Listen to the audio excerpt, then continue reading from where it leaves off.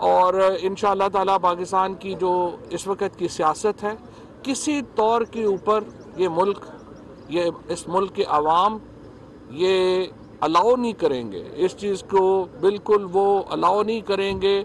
कि किसी बाहर के मुल्क के दारुल खिलाफे में बैठ के पाकिस्तान के अंदर हुकूमत तब्दील कर दी जाए,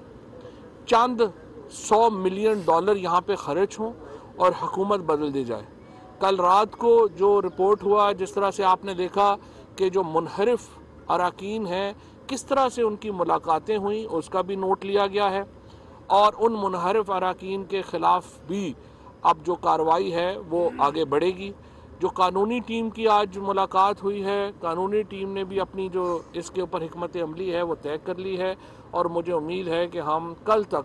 सुप्रीम कोर्ट को भी रजू कर पाएंगे और उसके मुताबिक जो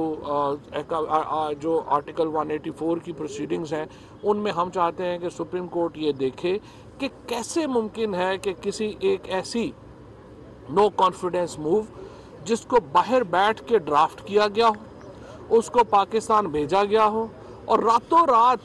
जब वो मूव आए और कहा जाए कि ये मूव के ऊपर हमारे ताल्लुकात डिपेंड करते हैं और उसके बाद अचानक 22 लोग हमारा जो है उनका ज़मीर जाग जाए, यानी ऐसे लोगों का भी ज़मीर जाग गया जिनका ज़मीर के हिजे भी जिनको नहीं आते।